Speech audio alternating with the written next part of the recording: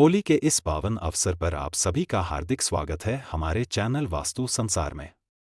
होली के दिन अगर आप रात 12 बजे इस पौधे को छूकर आ जाते हैं तो फिर आपके करोड़पति बनने में ज्यादा दिन नहीं रहेंगे, क्योंकि होली को बुराई पर अच्छाई की जीत माना जाता है।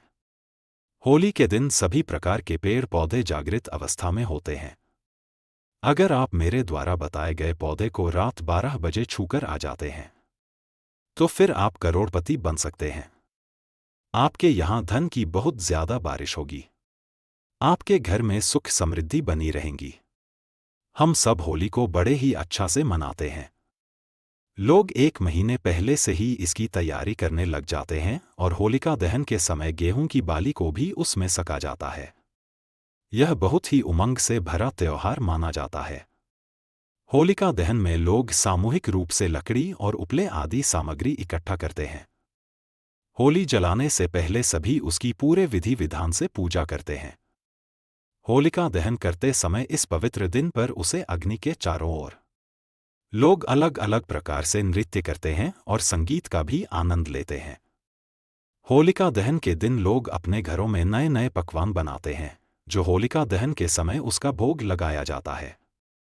लोग अपने पितरों को भी भोग लगाते हैं और ब्रज में राधा कृष्ण की लीला बहुत ही अधिक प्रसिद्ध है। जो संख्या के समय हम होलिका दहन करते हैं उसके पीछे एक बहुत ही प्राचीन कथा भी मानी जाती है। प्राचीन कहानी मानी जाती है और मैं आपको बताता हूं। कहानी शुरू करने से पहले आप सबसे विनती है कि आप हमारे इस लक्ष्मी दर्शन चैनल पर नए हैं तो सबसे पहले चैनल को सब्सक्राइब कर दीजिए, वीडियो को लाइक कर दीजिए, साथ ही पास वाले बेल आइकॉन पर भी क्लिक कर दीजिए जिससे कि आपको नए नए वीडियो का नोटिफिकेशन मिलता रहे। कमेंट बॉक्स में जय श्री राधा कृष्णन जरूर लिखिए।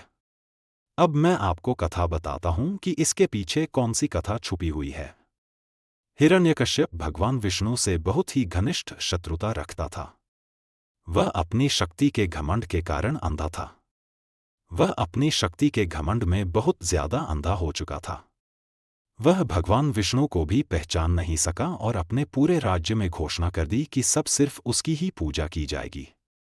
उसने अपने राज्य में सभी देवी देवताओं की यज्ञ में आहुति दिलाना बिल्कुल ही बंद कर दिया और वह सभी साधु संतों को प्रताड़ित करने लगा, परेशान करने लगा। दूसरी तरफ हिरण्यकश्यप का पुत्र प्रहलाद भगवान विष्णु का बहुत ही प्रिय भक्त था। प्रहलाद से भी हिरण्यकश्यप मना करता था, लेकिन वह अपने पिता के मना करने के बाद भी नहीं माना और भगवान विष्णु की भक्ति में हमेशा लीन रहता था। भगवान विष्णु की भक्ति करने के कारण हिरण्यकश्यप ने अपने पुत्रों को करने के लिए भी कई बार प्रयास किया, नई नई योजनाएं बनाई, लेकिन भगवान विष्णु हर बार उसकी योजना को असफल कर देते और भक्त प्रहलाद की रक्षा करते उसको कुछ नहीं होने दिया। होलिका को भी से भगवान शंकर ने एक ऐसी चादर दी थी जिसको अगर वह और ले तो अग्नि भी उसे जला नहीं सकती थी। इस चादर को ओढ़कर होलिका प्रहलाद को गोदी में लेकर बैठी थी। तभी वह चादर उड़कर प्रहलाद के ऊपर जा गिरी और होलिका जल गई और प्रहलाद की जान बच गई। इसी कारण होलिका दहन के दिन होली जलाई जाती है और जश्न मनाया जाता है।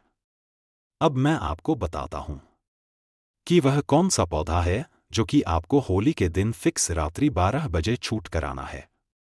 जिस पौधे के बारे में मैं आपको बताने जा रहा हूं।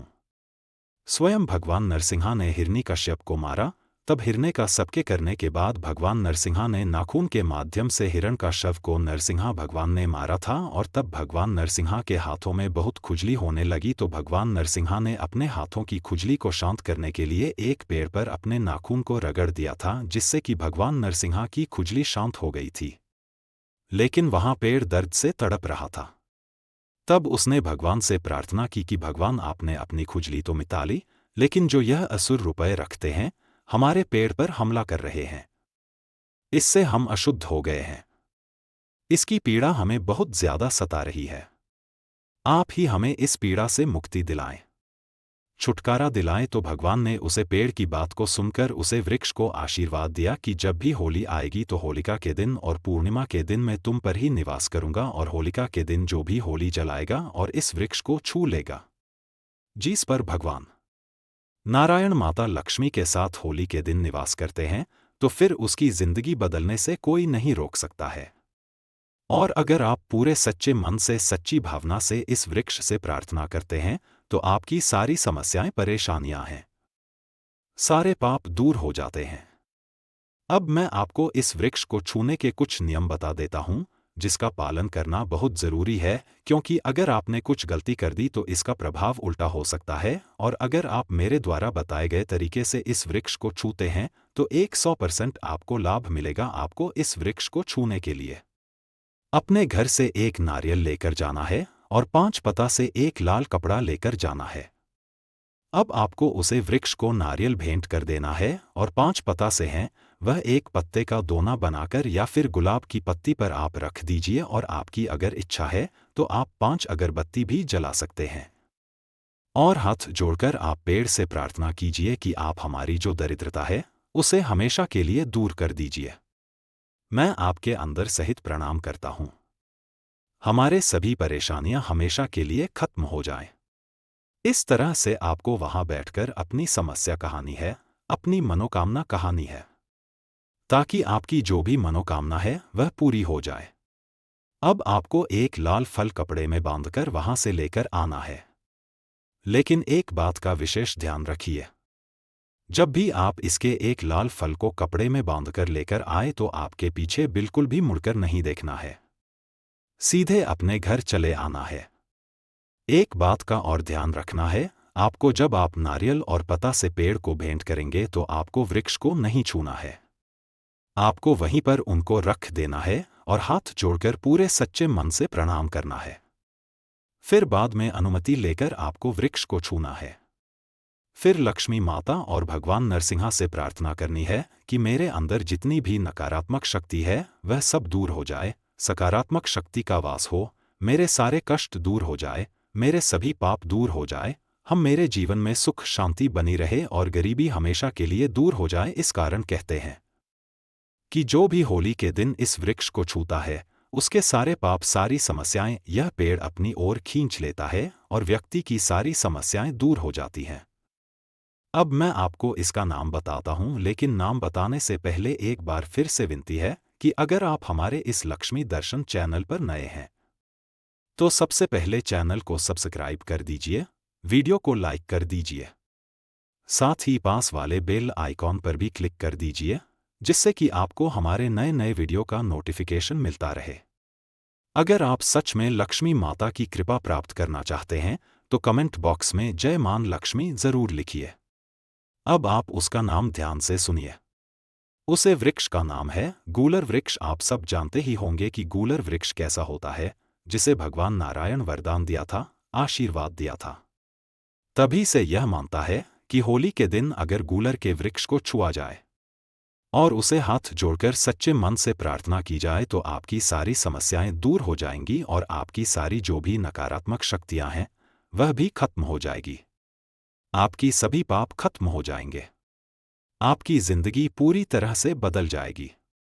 आपकी किस्मत में चांद लग जाएंगे। अगर आपसे अनजाने में कोई पाप हो भी गया है तो वह पाप भी नष्ट हो जाएगा। अब हम बात करते हैं उसे फल की, जो आपको लाल कपड़े में बांधकर लाना है। अब मैं आपको बताता हूं कि वह फल आपको कितने बजे लाना है। आपको वह रात्रि 12 बजे ही लेकर आना है और आपको किसी को भी बिना बताए अपने घर की तिजोरी में या फिर आप जहां भी पैसा रखते हैं वहां पर रख देना है। आप देखेंगे कि आपकी तिजोरी पैसों से हमेशा भारी रहेंगी, कभी भी खाली नहीं होगी। आप दोनों दिन बहुत ज्यादा तरक्की करने लगेंगे। आपके पास हर जगह से पैसा आने लगेगा। आपका अटका हुआ पैसा भी आपको मिल जाएगा। ऐसा मन कर चलिए। हर तरफ से आपके ऊपर धन की बारिश होगी। लेकिन यह उपाय आप जब भी करें आपको किसी को बताना नहीं है।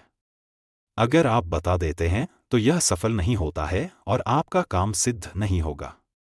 यहां तक कि आपको यह उपाय अपनी पत्नी को भी नहीं बताना है। आपको बिल्कुल चुपचाप ही यह उपाय करना है। अगर आप बिना किसी को बताएं यह उपाय करेंगे तो आपको ज्यादा लाभ होगा, लेकिन आपको यह उपाय करते समय इस पर पूरा विश्वास रखना होगा, तभी भगवान नारायण और माता लक्ष्मी की कृपा आपको प्राप्त होगी और आपकी सभी मनोकामनाएं पूरी होगी। आपकी सभी परेशानियां दूर हो जाएंगी। तो दोस्तों, यह थी छोटी सी जानकारी और छोटा सा उपाय जो कि आपको होली के दिन करना है और आपकी जिंदगी को बदल कर रख देगा। एक बार आप जरूर यह उपाय करके देखिए और मुझे कमेंट बॉक्स में कमेंट करके जरूर बताएं कि इस उपाय को करने से आपको कितना फायदा हुआ। लास्ट में एक बार फिर से आपसे विनती है, आप हमारे इस चैनल पर नए हैं तो चैनल को सब्सक्राइब कर दीजिए। साथ ही पास वाले बेल आइकॉन पर भी क्लिक कर दीजिए और वीडियो पसंद आया है तो वीडियो को लाइक कर दीजिए और वीडियो को ज़्यादा से ज़्यादा अपने घर, परिवार, दोस्तों के साथ शेयर कीजिए। माता लक्ष्मी की कृपा प्राप्त करना चाहते हैं तो कमेंट बॉक्स में जय मां लक्ष्मी जरूर लिखें। धन्यवाद।